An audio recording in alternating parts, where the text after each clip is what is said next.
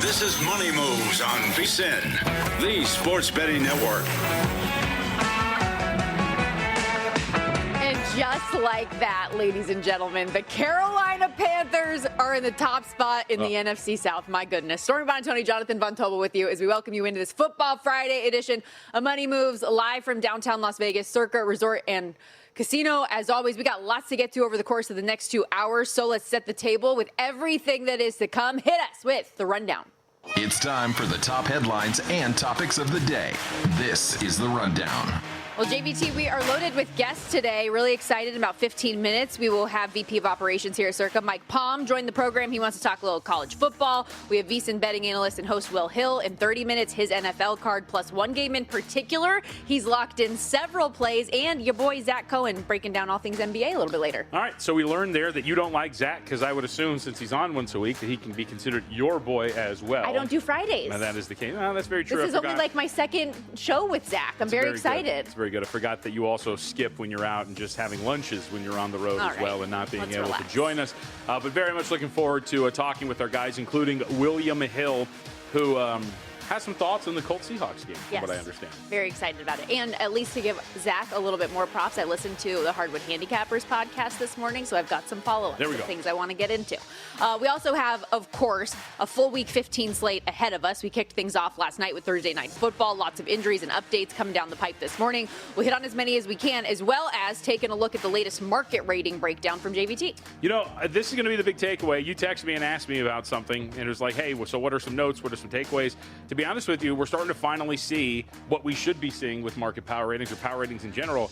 Not that much movement anymore. We're starting to see some pretty static teams in terms of where they are. There's a couple of outliers, which we'll talk about, but this is the way it should be. As you get closer to the end of a season, your market ratings, your ratings at all should not be moving that much, and we're kind of seeing that a little. Yeah, I'm excited for that conversation. Before we look ahead, though, let's look back at least briefly for what we saw last night in prime time. The Bucs collapse continues, and I don't just mean what we saw in the fourth quarter. They have now lost the fifth of their last 6 games, and last night in really brutal fashion, they're up 14 in the fourth quarter. They let the Falcons claw all the way back here to walk it off. They win outright as 5.5-point dogs.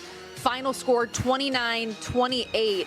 It's the Falcons' first win after trailing by 14 or more points in the fourth quarter since 1993. You were only like 2.5. Wow, really? I didn't know that. I thought you were going to be like in the Raheem Morris era or something like that. That's a pretty shocking statistic, especially because they had a lot of good offenses. Like at one point, you'd think you'd trail and get back in. Even for the Bucs, too, it was the first time they had let up an advantage like that since 2003. Yeah. So it was very uncharacteristic of both of those teams to have it play out that way. Yep, but look, I mean, on the surface, I don't think it's really, if I were to present the box score to you and say, hey, who do you think won this game?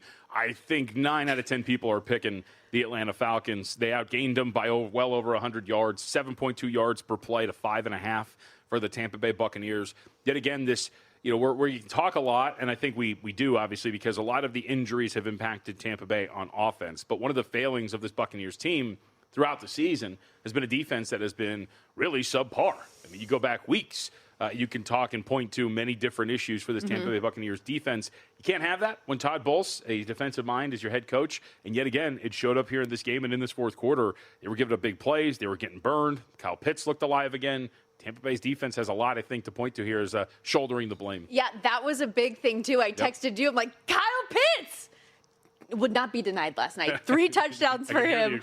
11 catches. Well, I kept making the cause, and you're like, I'm tired of hearing that it's going to be a Kyle Pitts game. It's never going to happen. We finally got it. He wasn't that good. He wasn't that good. Yeah, just goes over the 5.5 receptions with 11, 3 touchdowns, 166 yards. Bijan Robinson also went over the numbers that we discussed in the receiving game. 8 catches, 82 yards, 93 yards on the ground. And Mike Evans, we were getting some emails about it. We were asking what this was going to look like in his return game for the Bucs. He goes over all of his props, including that first quarter prop, ultimately hitting for the 12-yard catch. 6 catches, 132 yards for him. Does not have any touchdowns or anything. But from the questions that we had about how is he going to be utilized, is he going to be on a pitch count, he was utilized in a big way. Hey, don't sleep on our guy Kirk Cousins either.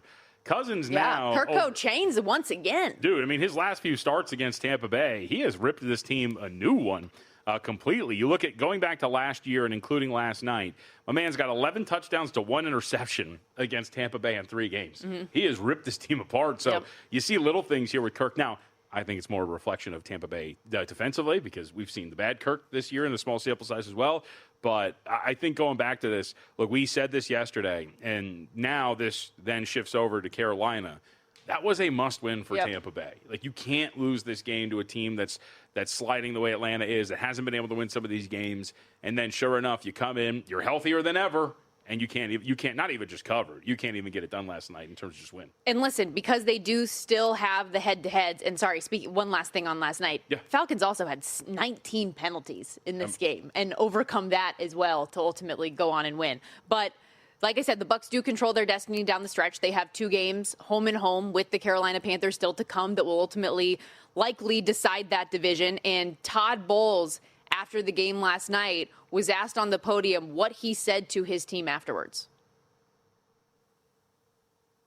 What do you tell them in the locker room after a game like this? It's inexcusable. You don't make excuses. You got to care enough where it hurts. You got to care enough where the hurts. It got to mean something to you. It's more than a job. It's your livelihood. How well do you know your job? How well can you do your job? Well, you can't sugarcoat that. It was inexcusable, and there's no answer for it. There's no excuse for it. That's what you tell them in the locker room. Look in the mirror. Yeah. If you could sift through the bleeps there, look in the mirror. And Baker Mayfield, also on the podium afterwards, was saying that he felt like Bowles in that moment hit the nail on the head, saying and questioning of his team, does this mean anything to you? Does it hurt enough for you to actually make changes moving forward? Baker was also asked if he felt it was an angry locker room right now and had this to say. Is this an angry locker room? Yeah, we're pissed off. We expected to win that game. We want to win that game. We should be pissed off. And like I said, when you're up 2 scores and your offense has a chance to put the game away and you don't, you can obviously people are going to blame the defense, but it's not the defense's fault. It's our fault. It's my fault. And that's how I view it, and that's how I'm going to handle it. I mean, it's a collective issue, I think, right? It's everybody's fault at this point right now for the Buccaneers and where they're at. And I would venture a guess that are we done with Todd Bowles at the end of this year? Like, if this collapse completes, and even if it doesn't, has it run its course here? Kind of feels that way. I would think so, too. I mean, at some point, look, this team had everything in front of them. I keep going back to that game right before they beat your 49ers, but think about that. The Seahawks, one of those 2 losses they have, it was to this team. It looked like this was going to be one of the best teams in the NFL, and everything falls apart after that. Injuries, yes, but a lot of teams deal with injuries. You've got to be able to maintain. You've got to be able to win games against a team like Atlanta, who limps in there at 4-9, and you can't get that done. In terms of the division, ahead of that, so today's December 12th. Yep. Ahead of that December 7th game against the New Orleans Saints, the Bucs were $5 favorites in the NFC South. Talked about it a lot here. Yesterday, even if you're looking at the division, they are minus 300. They are now still an odds-on favorite, but it's minus 130. So from minus 500 to minus 130 in the span of less than a week. The Panthers available plus 110. The Bucs remaining schedule home and home against Carolina, plus and at Miami on December 28th. The Panthers, same thing obviously with the Bucs. They have the Saints this Sunday and the Seattle Seahawks on the 28th. Yeah, look, the market is clearly, and obviously we can go back to all of our market power ratings throughout the weeks that we've been doing this here on the show. Don't need to tell you that the Tampa Bay Buccaneers have been rated as the higher team throughout this entire season. But Carolina, I think, has proven time and again that they're right now a team that is, I think, closer to Tampa Bay than a lot of people, including the betting market, would like to admit. I mean, you see right now, we'll get to these later, not to spoil anything, but according to today's market ratings, what we're looking at here, about a 3-point difference on a neutral between Tampa Bay and Carolina. Would you buy that? Would you think that Tampa Bay should be laying 3 on a neutral against the Carolina I do Panthers? not see it that way. Right? So I think that there is, we use the term market stubbornness a lot, and there seems to be a market stubbornness with the way Tampa Bay is being priced in this division. Now, we should say really quickly, I think the big fly in the ointment is that the Seattle Seahawks will play the Carolina Panthers, which goes into this pricing. It's not a guaranteed, but a very highly likely loss coming for the Carolina Panthers. You still have 2 against Tampa Bay. If you sweep them both here, I mean, you're in a really good position. But, as I said, now the onus of must-win transitions out there to Carolina. You can't do what you did against the Saints the first time this weekend. Can't do it. And you're 2.5-point favorite on the road. So let's handle business here and do what you're supposed to do. I want to lay the 2.5. I am scared, though, because of the history of when Carolina has been a favorite the last couple of years. Before we get out of this break, I did want to also mention a couple of quick news items of the day. The Jets did announce that Brady Cook is going to start a quarterback this week against the Jacksonville Jaguars. I think that is significant after the injuries that played out this week and Justin Fields not being available either. We also saw an update that T. Higgins is going to be out against the Ravens, still dealing with concussion symptoms. CeeDee Lamb did go through a full practice Thursday, and barring any setbacks, he should be able to close the week out of concussion protocol and play against the Vikings. Marvin Harrison Jr. has been ruled out against the Texans, still dealing with that heel. And Josh Jacobs, JVT, will practice today for the first time this week, albeit in a limited capacity, as the Packers are 2.5-point favorites in Denver against the Broncos this week. Yeah, I think you're going to need all hands on deck there with that defense. I know you like Denver, and I haven't seen if you've added anything there, but teaser leg. It has to be, right? I mean, I used it too, but like that seems like a very strong teaser, like given that total on that defense. I paired it up with another underdog you like this week. Okay. I like quite a few, so I'll be interested to hear what that is. Okay. Bengals. No. Okay, all right. No. I mean, I just told you about T. Higgins, and after all of the emotion that we saw from Joe Burrow on the podium this week, I'm not exactly running to the counter to bet Joe I saw Burrow him this talk week. about how much he likes Pokemon. Jamar Chase thought it was an AI clip when it made the rounds of him talking about his emotions. Oh, I just saw the 2-minute clip of him like rattling through all the Pokemon that were his favorites this week. What's your favorite? The first one that comes to mind, I'm a Gen 1 guy, probably like a Squirtle. Holographic Charizard all the way. I'm not even going to. That's what somebody who pretends to like Pokemon Have you seen answers. the thing with, okay, I'm going to look this up in the commercial break. Yeah. We're up against it. You're going to be fascinated by it. Okay, we got to take our first time out of the day. When we come back, VP of Operations here at Circa, Mike Palm, is going to join us in studio. Don't go anywhere. More Money Moves after this.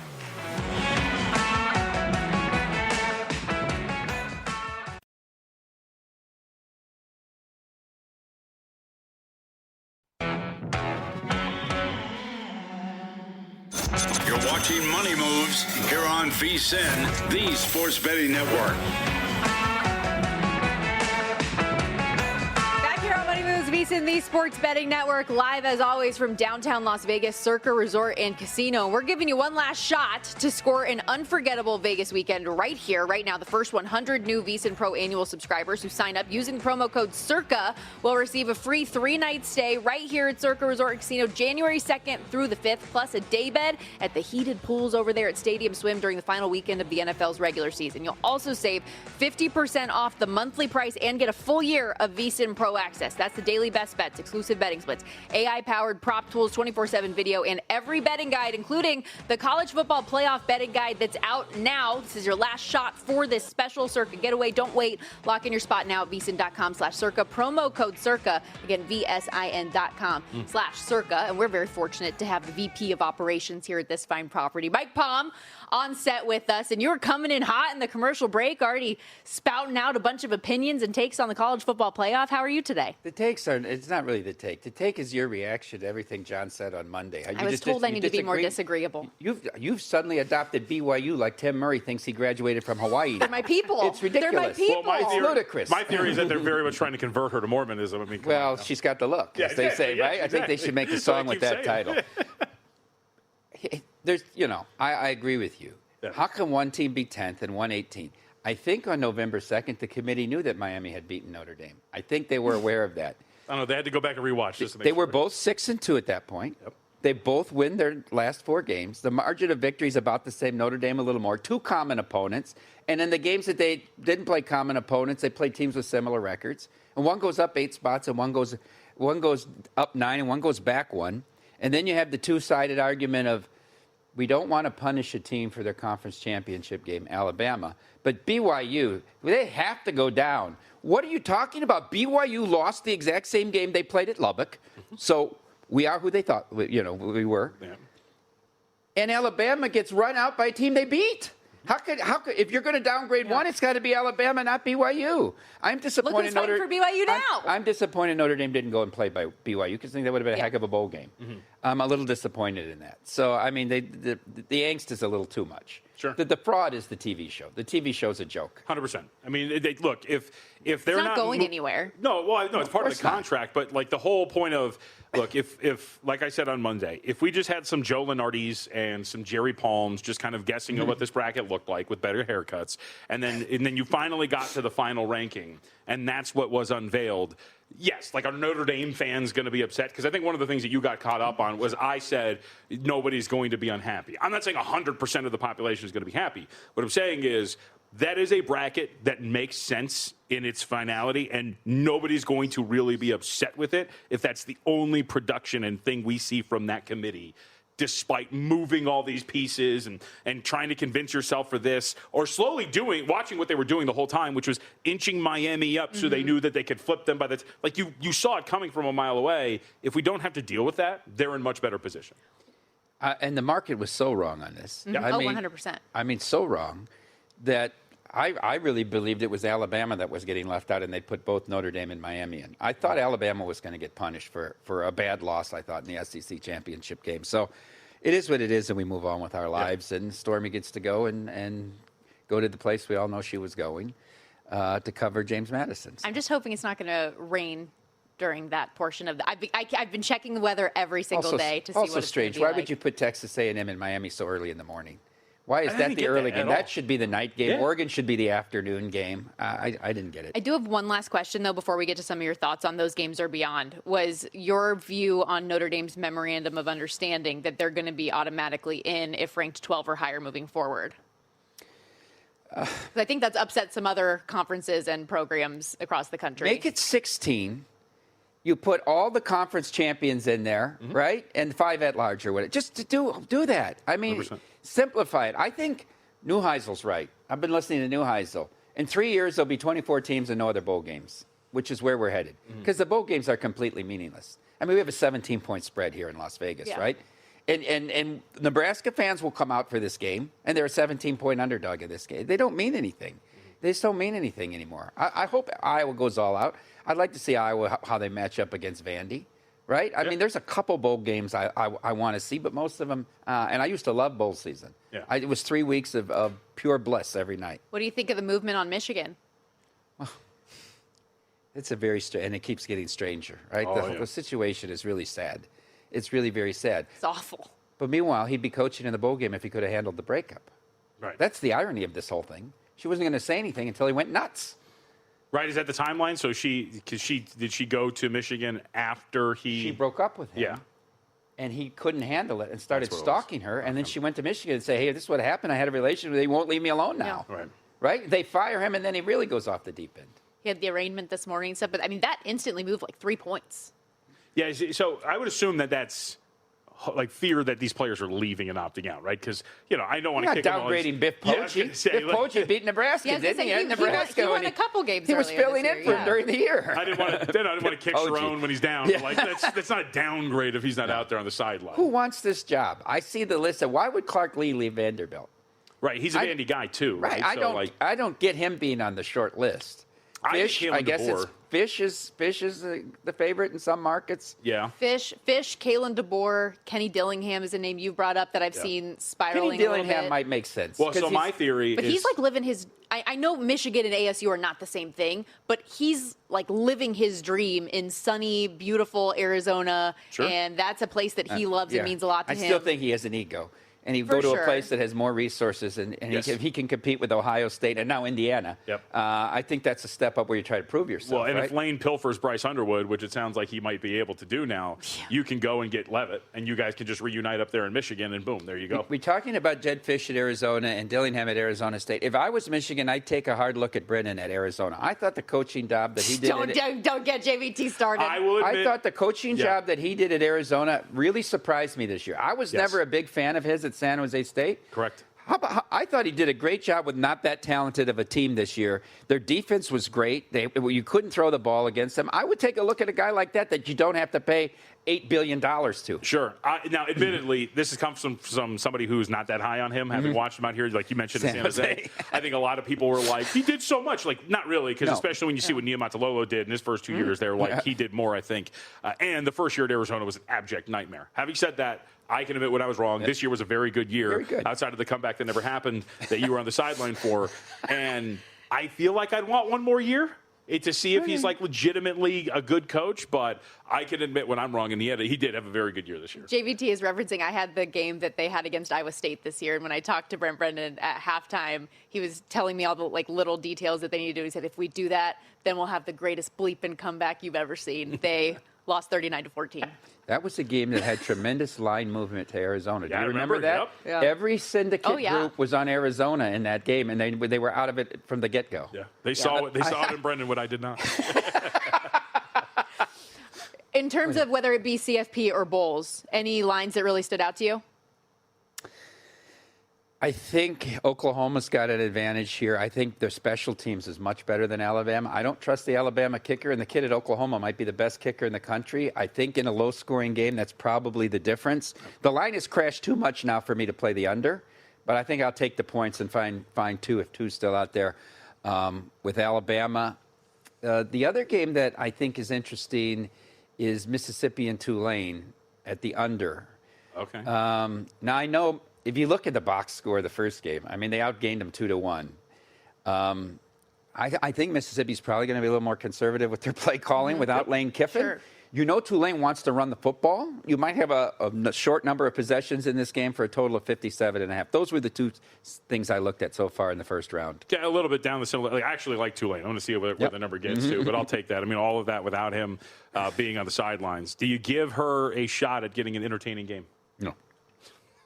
I think Outson's too hard to play. Yeah. It's just it's a different environment. Do you think it will be? Do you think that the students and the fans will show up like they do on a normal game at Outson and create that kind of an atmosphere? I do. If they do, I always say when things start going wrong at Outson for you, everything snowballs. Like the punt return against USC, and that changed that whole game. It's so hard when you get behind the 8 ball at Outson. I also told her after what happened last year, you got to feel like Lanning's probably out for a little bit of blood here, and it's not James Madison's fault, but it will be when you get out in the field.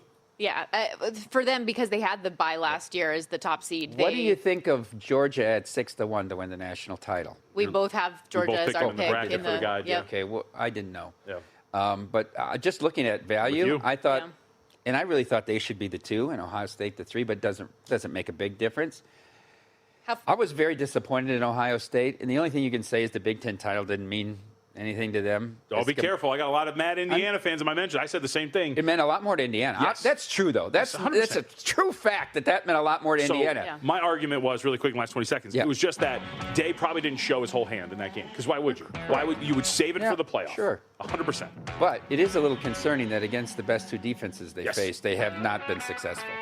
Thanks for coming on with us. We appreciate it. Thank you. We got to step aside here real quickly. If you're looking for some ways to capitalize on this whole Phillip Rivers thing, boy, is the next segment for you. Will Hill joins us with several bang for your buck props in Colts Seahawks next.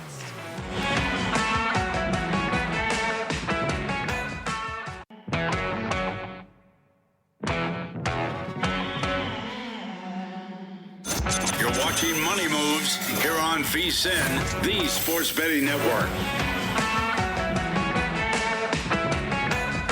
So Shane Steichen was non-committal this morning when asked about the starting quarterback for the Indianapolis Colts this week. Yet more and more reports seem to make us all feel and believe that Big Phil, old man Phillip Rivers, could be the guy this weekend. When you look at the betting board, he is the listed quarterback for all of the props. As we welcome you back here to Money Moves on VSiN, the Sports Betting Network, alongside Jonathan Von Tobel, Stormy Buonantony with you. And Will Hill, among a handful of bets we're going to get into today. That is a game that is on the top of your radars. Will joins us on the Progressive Guest Line, VSiN host, analyst, host of the Should Have Bet More podcast as well. And I know you have a handful of angles, so let's start at the top. What's your favorite way of betting this game? Yeah, good to be with you guys. Look, as a fan, I'm excited to see this. This is such a cool story. 5 years out of the league, future Hall of Famer, maybe. But just as a bettor, these bets feel kind of mean. But at FanDuel, 8-1, the Seahawks defense to score a touchdown. 100-1 to score 2+ touchdowns, 15-1 to get a shutout. Colts team total is 14.5. How do the Colts move the ball? How do they get past midfield? I guess these teams start at like the 30-35 now all the time. I just think this is a mismatch. He didn't have much arm strength the last time we saw him. He couldn't move in his prime when he was 24. Now he's 44. He's not, in football shape. You worry about like an injury. If they have to go to Riley Leonard, that's not going to go much better. I just think that's the way to attack it. Colts team total under, Seahawks defense to score a touchdown. Now, make sure you know what you're betting, because I think at DraftKings they pay out on the defense / special teams, and it's a much lower price. At FanDuel, it's just the defense only. But I think this could be an opportunity where, would you be surprised if it looks like the Brosmer game a couple weeks ago against Minnesota, where Seattle picks him off a few times and run one or two back, get a strip sack for a fumble with his lack of mobility? I think the Seahawks absolutely maul Rivers and the Colts. And there is part of me, like, I want to see Rivers, like, do well. That would be a fun story. But from the betting standpoint, I feel like it's a time to attack here, and I feel like it's a time to exploit. Just a rare opportunity. I guess the only comparison, and I'm sure you guys remember the COVID year where the guy, I think it was Kendall Hinton, played quarterback in like a Saints-Broncos game because everyone else was on the COVID restrictions, and it was just a disaster. It feels like the Colts are going to a game here without an NFL quarterback, and I think you have to bet accordingly. This is interesting little bit of fact. Will is a historian. Maybe he'll remember this. This is the second time the Colts have brought a quarterback out of retirement to start games for them within weeks. Do you remember the first time, Will? The Colts brought a quarterback out of retirement to start a game. Boy, I don't want to sit here and just ponder for too long. Was it recent? It was relatively recent. It was 15 years ago. 15 years ago would be 2010. I don't remember that season. No, you're going to have to tell me. I feel bad. Kerry Collins had retired in the 2010 offseason. Oh, okay. And going into 2011, like 2 weeks before camp ended, they called him and asked him to start. And so he started 3 games, completed 49% of his passes. They lost all 3, and they moved on very quickly.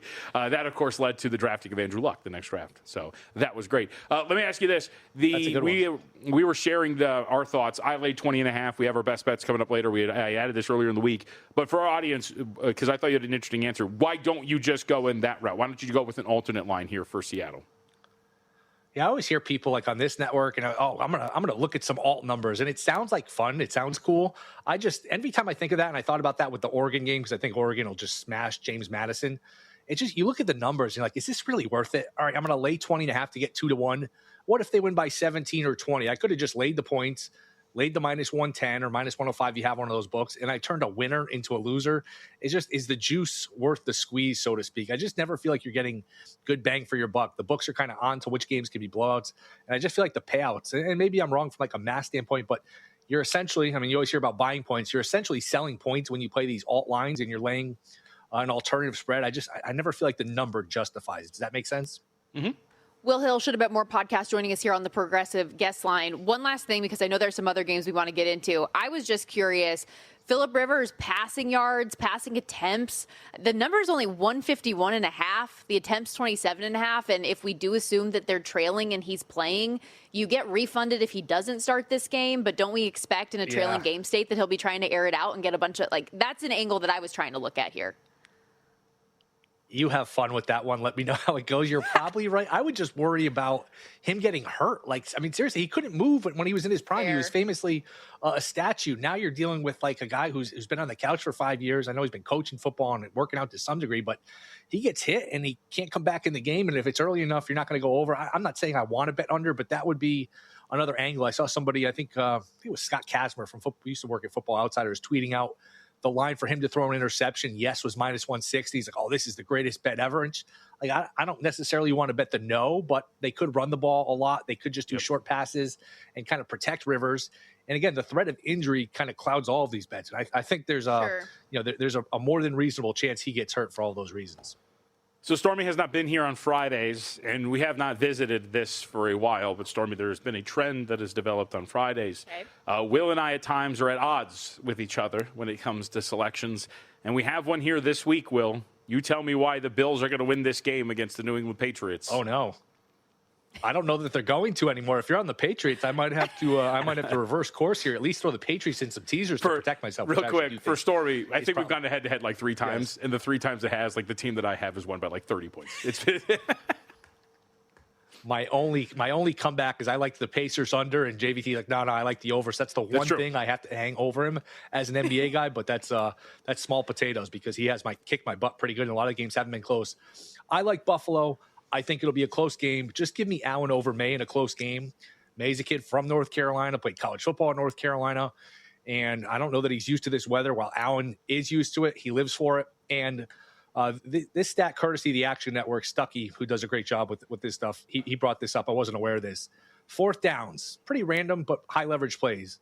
The Patriots are 14 of 18 on the year. Their opponents are 7 of 22. I think there's some regression coming there. I mean, you think about a fourth down, it's basically a turnover if you don't get it. Now, basically, it is a turnover if you don't get it. Those are huge swing plays.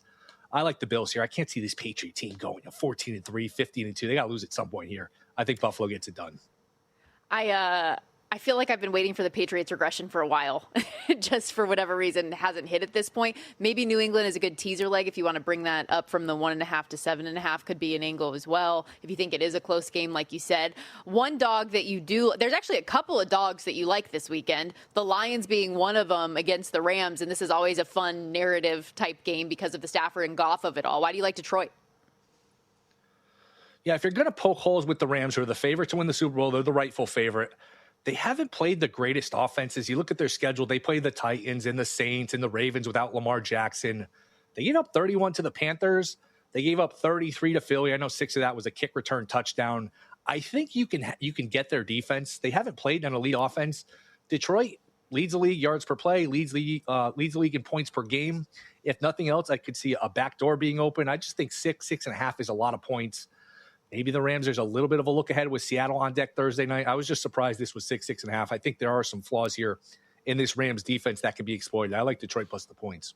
Now, I think we do have a great record when we're together on a side. Let's go Browns this weekend. Yeah, this should be a lot of fun. I think this is one of those games, before I get to the side, I think this is one of those games, if you remember, Miami and Cleveland played maybe 6 weeks ago, middle of the season. Sure. Nobody could throw the ball. All the quarterback attempts went under. All the passing yards went under. There was a monster, same game parlay angle you could have attacked. It's going to be single-digit weather. It's going to be windy. I don't think anyone can throw. So 30.5 for the attempts for both quarterbacks in that range. I like both unders, but I like getting the points. This Browns run defense is still really good, second in DVOA. In a game where they're just going to be running the ball, it's a low total. I don't love the Browns injury report. Sounds like they're pretty beat up on the offensive line. That might not go our way, but I mean, this Bears regression, I know they're getting better, and Johnson's a good coach. They are still, plus 17 in turnovers in a low total against a pretty good defense. 7.5 is a lot of points. I could see, 20-13, that kind of game gets you home. I will take the points here with the Browns. And if you're interested in these same game parlays and you just want bet a little to win a lot, which always appeals to people, 30.5 is a lot of attempts for these quarterbacks, yards under. I just don't know how much passing you're going to get with the weather. Plus the Bears want to run the ball. Cleveland wants to run the ball. This could be one of those really low totals. Well, great stuff as always, buddy. We appreciate your time. Thank you for doing this. All right. See you. Thanks for having me.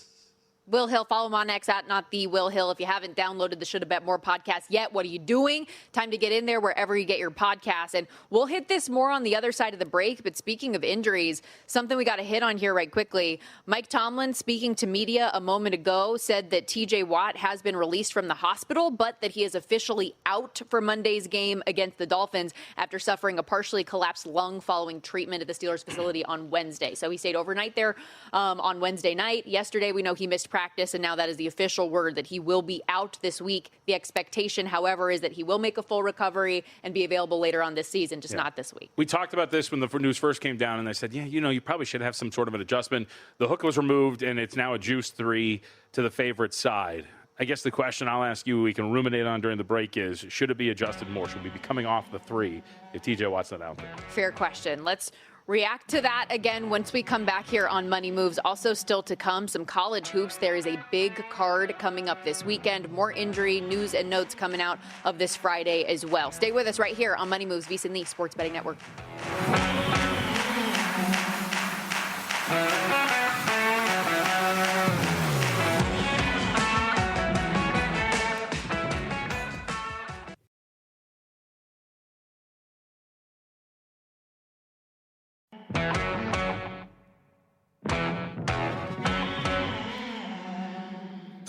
You're watching Money Moves here on VSiN, the Sports Betting Network.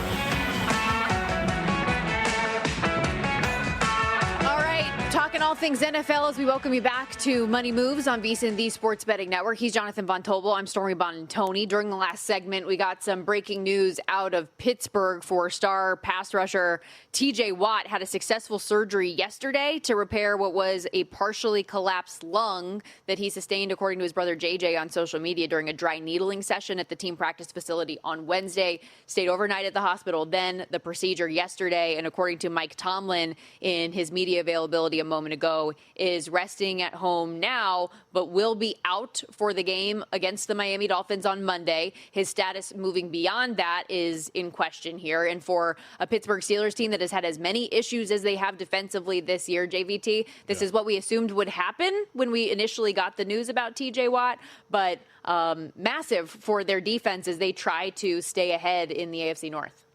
Yeah, man. Well, especially given the opponent. The Miami Dolphins have been hot. Yeah. I mean, the offense has started to turn things around, and I get it. We can go immediately to the cold weather Tua stats and all these sort of things. But at the end of the day, this is an opponent that's playing some of its best football right now. Your weakness throughout the year has been your defense, especially on the back end. And how do you mask that? Well, you have a pass rush that can get after it. And if Watt's not going to be out there, and if quarterbacks, Tua, are allowed to sit back there and analyze the field, find his reads and his guys, and all of a sudden you're looking at an offense that could start to move up and down the field. And your offense has had its own struggles. So it's a really big loss. I think you can make the argument that this should maybe be 2.5. And I'll call back to our conversation we had with Derek this last Sunday, Stormy. If you remember, I asked him, because I can't remember what game we were discussing, but I asked the question, do you see some of these sharps avoid juiced key numbers? Will they lay 2.5 minus 115? Will they lay 3? Will they take 3 plus minus 120? And Derek's answer was, the number seems to be more important than the actual juice that you're laying at times. And so you do wonder if maybe we're going to get to that 2.5 here if the market will allow that to happen. So I'll be very curious to see now that this is out there. We haven't seen any movement yet, but that doesn't mean that somebody out there isn't going to act on this right now. So we'll see if that happens leading up to kickoff on Monday. And like we talked about this yesterday, it was 3.5s across the board. Now we're sitting 3. Do we continue to see that movement? Total on the game, 41.5. This game is in Pittsburgh. And you mentioned the Dolphins playing hot.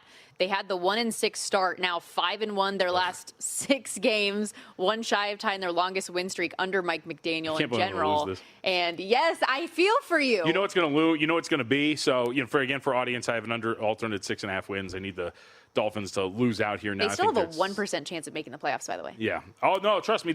So I went on. I think it was before or during their bye. I went on with Dave and Jensen.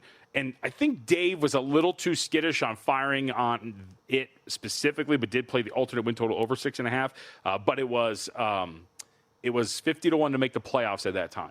Okay. And my whole thing was like, yeah, dude, like they could win out. Look at their schedule. Look at the way this thing looks. Now at that point, Joe Burrow had not come back. We were kind of talking about hey, if they're eliminated, would he be back? So the Bengals game looks a little bit more intimidating. Who knows what the Patriots have to play for, and the Bucs are the Bucs, but there is a reality in which this Dolphins team is 10-7 and is riding what are we talking about here? What would that be at that point? 8-game winning streak heading into the postseason and 9 out of 10? Jeez. I mean, I can't believe it. But what's going to be hilarious is they're going to just win one of these next 4 games, and the result that's going to kill me is that upset of Buffalo back in Week 10.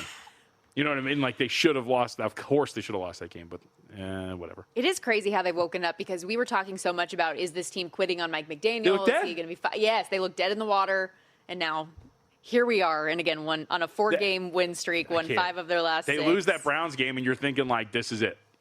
Like this is everybody's quit. McDaniel was like throwing Tua under the bus. They looked awful, disjointed. They didn't care. Here we are. So I hit a couple other practice updates earlier in the show. Anything else that's come on the timeline for you ahead of Week 15? Yeah, a couple of things. Devontae Adams, officially questionable for Sunday. Sean McVay said he expects him to play. Said he will practice today, and he'll be listed as limited. He'll do team reps, not just individual drills. So Devontae Adams, we have some insight there. Official, Kenny Pickett at practice. Geno Smith not. As Adam Hill of the Las Vegas Review-Journal and friend of the show says, it is Kenny Pickett season. So Kenny Pickett, it's officially official.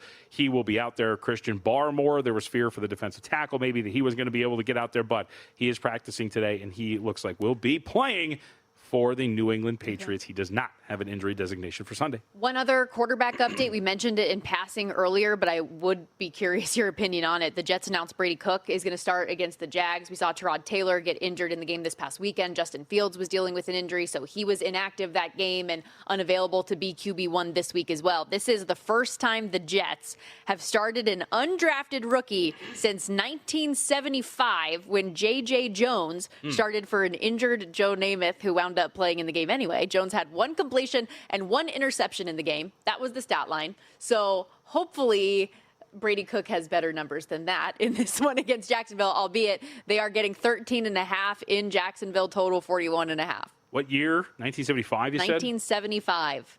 He played a couple series in replacement of Joe Namath, but Namath ended up playing the majority of the game. Let's see. J.J. Jones. I see it. Let's see. Wow. Wait a minute. Oh, okay, that was for the year. I was like, he threw 5 interceptions. That was over the course of 7 games played. It's fill-in duty, not starting. Yes. I'm going to go with, by the way, Joe Namath didn't exactly blow it away that year. 15 touchdowns to 28 interceptions. Ooh. Yeah. and people were probably watching it at that time going, wow, Joe's got it. Broadway Joe, this is incredible. I think football's gotten better. A little bit. Just going to say. Okay, with that in mind, let's shift gears to a little college basketball, because even though there's only one top 25 team in action today, UConn is hosting Texas. There is a lot of good action coming up on Saturday, so I don't know if you have any thoughts on that game today, but I know with some of these ranked games that we have coming up over the weekend, there are a lot of interesting angles. Yes, there are, and let's see if we can maybe have some early lines for tomorrow as well, pull those up. But for tonight, it's an interesting game. So right now, UConn, like 13.5 is the current number. Some spots open 15, and that was kind of my thought, was maybe tempted to take like 15 or better with Texas. Didn't act on it, so I'm not going to have anything here. It's interesting because Texas has just one win over a team ranked higher than 211th in Ken Pom, and that was out in Maui where they beat NC State. UConn has won 5 straight, if you remember, since that loss to Arizona. The Wildcats went out there, won a really gritty physical game, but UConn has looked every bit of the part here at this point right now. I think the real question, and I think that we're probably at the point where, as UConn has not covered a lot of these numbers, remember, they barely got by if you laid the right number against Florida the other day. The last time we saw them, didn't cover the closing number. I don't know. The thing that bothers me about Texas is, as I mentioned, they really haven't played anybody outside of one opponent that they beat. But some of these defensive numbers, Stormy, they're 330th in the country in defensive turnover rates. They don't force turnovers. They're 289th, in opponent three-point shooting. So they're kind of getting burned from beyond the arc. I think that when you have some troubling defensive metrics, despite the fact that you really played nobody, that's kind of a warning sign here. And UConn, I think, is a good enough team, as we have seen their shooting wake up a little bit, solo ball, shooting the ball a little bit better, that they're going to be at a spot to get this done. Again, 14.5, probably a little too much, but at this point, if it continues to move in favor of Texas, I can understand it, but I'll be sitting back and watching this one. The Huskies have, by the way, moved up to your second shot on the board to win it all this year. Michigan, plus 475 favorite. UConn, 10-1 second shot there. I mentioned big college basketball day on Saturday. You've got number 1 Arizona against number 12 Alabama, the 8th ranked Zags against number 25 UCLA. Where do you want to go? None of this. Where do you want to go? I actually want to go, quite literally, out to Henderson tomorrow, where Tulane will be playing UC San Diego. Let's go. Yeah, quite literally, let's go. I mean, that's going to be a fun game. UC San Diego's been great so far. What time is it at? Should we head out there? It's actually not till 9. Okay. So, so you get to keep it on your radar, right? We got nothing going on. I might be 3 sheets to the wind by there. I mean, that's what Uber's for. Let that sheet drift on down to the Dollar Loan Center. But regardless, outside of that, I think there's a couple of notes that we should hit on for tomorrow. First off, Gonzaga, one of the interesting matchups of the day. They're taking on UCLA. Graham Ike, their big man who's played basketball for an eternity, did not play in their most recent contest. It was against some directional Florida team, but was out last time against a whatever big opponent that they were facing. I think it might have been Kentucky. Yes, it was. So Ike, maybe a little dinged up with an ankle. We'll see if he plays here against UCLA. Keep that in mind. And speaking of Kentucky, how can we not be morbidly curious about Kentucky playing host to Indiana? Now, the Ken Pom projection has this as a 4-point favorite in favor of Kentucky with a total of 152. I'm going to be very curious to see if the betting market agrees with the KenPom projections. A lot of these projections are really built on, obviously, the metrics and the statistics, and Kentucky has some really lopsided victories in their favor. However, it's Nichols, it's Valparaiso, it's Eastern Illinois, it's Loyola, Maryland. It's last time we talked about them, North Carolina Central, 103-67. But in the times that they have stepped up in weight class, they are 0 for 4 against top 24 KenPom teams, and they've gotten bludgeoned in some of these. So I'm going to be very curious to see if the market is in where where KenPom is, or if we maybe see Indiana coming off of an absolute beatdown of Penn State. Then maybe we see maybe a road favorite here for Indiana in this spot. So I can't wait to watch it, among some of the others we can get to a little bit later. But Indiana, Kentucky, very curious. There is an early number up at DraftKings right now. What is it? Kentucky minus 5.5. Really? Yeah. Total Ooh. 152.5. And listen, as we talk all things college basketball, Boomer Sportsbook is bringing you the action in college hoops, football, hockey, so much more. And right now, if you use our code VSIN250 when you sign up for a Boomer's mobile account, they're matching your first deposit up to $250 in bonus bets, plus minus 105 on all pro football spreads throughout the rest of the regular season. Bet with Boomer.com. Must be 21 or up. Terms and conditions apply.